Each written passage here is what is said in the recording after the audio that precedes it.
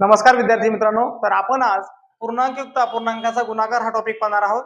त्यामध्ये पहा आपल्या समोर एक उदाहरण आहे. 2.1/2 गुणिले 5.5/6 गुणिले 3.1/5. तर याचा गुणाकार कशा प्रकारे करावा लागतो? तर सर्वप्रथम या पूर्णांकयुक्त अपूर्णांकाचं रूपांतर आपल्याला व्यवहारी अपूर्णांकामध्ये करायचं आहे.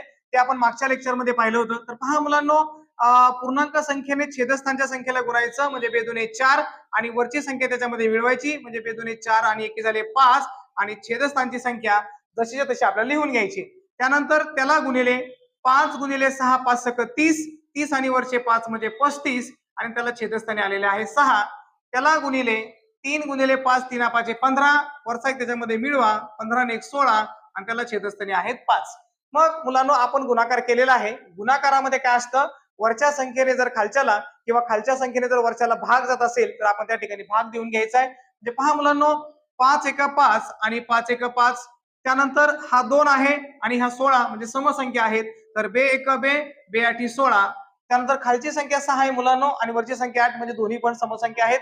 पुन्हा त्याला 2 ने भाग जाईल, दॅट इज द बेत्रिक 6 आणि बेचोक 8. ओके. मग आता 3 ने 35 ला भाग जातो का? नाही जात. तर पूर्ण भाग जात असेल तर आपल्याला भाग तसाच ठेवायचा आहे. तर मुलांनो आता वरती 35 आणि 4 ह्या दोन संख्यांचा गुणाकार शिल्लक आहे.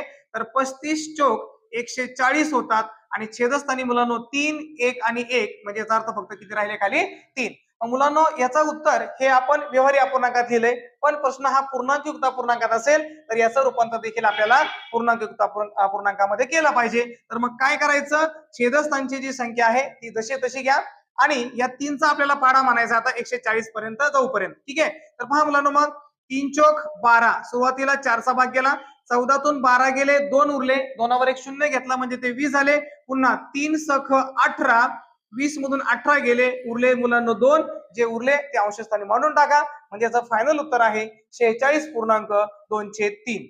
ओके.